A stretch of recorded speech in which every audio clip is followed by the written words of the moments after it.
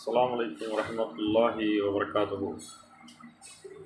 மனிதன் சுய ஒழுக்கம் பெற வேண்டும் என்றால் சமயத்தை கடைபிடிக்க வேண்டும்.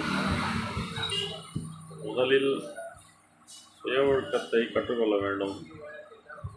இறைவன் மனிதனுக்கு சுய ஒழுக்கத்தை கற்றுத்தருவதற்காக தான் சாதி சமயங்களை உருவாக்கியிருக்கின்றான். ஒரு முஸ்லீமாக இருந்தாலும் சரி, இந்துவாக இருந்தாலும் சரி, கிறிஸ்தவர்களாக இருந்தாலும் சரி, யூதர்களாக இருந்தாலும் யாராக இருந்தாலும் தன்னுடைய சுய ஒழுக்கம் என்பது முக்கியமான ஒன்றாக இருக்கின்றது. சமுதாயத்திற்கு தீங்கு விளைவிக்காமல் தனக்கு தேவையான விஷயங்களை பெற்று பிறகு மற்றவர்களுக்கும் எது தேவையோ அதனை நாம் கொடுத்துவிட்டு நாம் நம்முடைய நன்மையை பார்க்க வேண்டும்.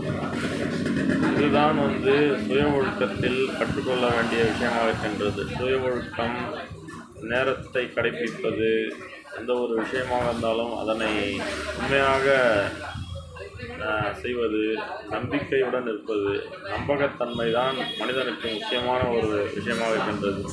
முஹம்மது நபி ரசூலுல்லாஹி ஸல்லல்லாஹு அலைஹி வஸல்லம் அவர்கள் நம்பிக்கையுடையவராக இருந்திருக்கின்றார்கள். அவருடைய பேரிலேயே நம்பிக்கையாளர் என்கின்ற அர்த்தம் இருக்கின்றது. முகமது என்றால் நம்பிக்கையாளர்.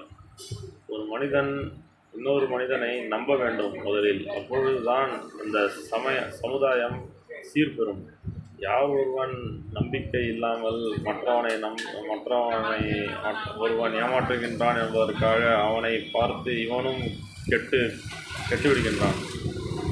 இப்படி இருக்காமல் மனிதர்கள் அதாவது வியாபாரத்திற்காக, வாழ்க்கையில் நாம் சேர்க்கின்ற சொத்திற்காக, கட்டுகின்ற வீட்டிற்காகவும், உண்ணுகின்ற உணவிற்காகவும் பொய்யை கொண்டு வியாபாரத்தில் மோசடிகளை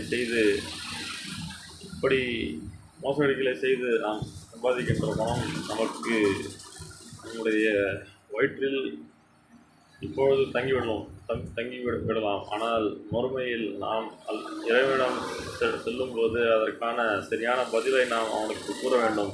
நாம் மறைவாக செய்கின்ற தவறுகளும் பாவங்களும் அல்லாஹ் குறித்து வைத்திருக்கின்றான். அவற்றிற்கு நாம் பதில் அளித்தே தீர வேண்டும். ஆகவே பணக்காரர்கள், ஏழைகள் என்று பல பிரிவினைகள் இருக்கின்றது உலகத்தில். எது நியாயமானதோ அதனை நாம் கடைபிடிக்க வேண்டும். இறைவனுடைய கட்டளைகளை நிறைவேற்ற வேண்டும். தொழுகையை கடைபிடிக்க வேண்டும். ஒரு மூமினானவர்கள் ஐவேளை தொழுகையை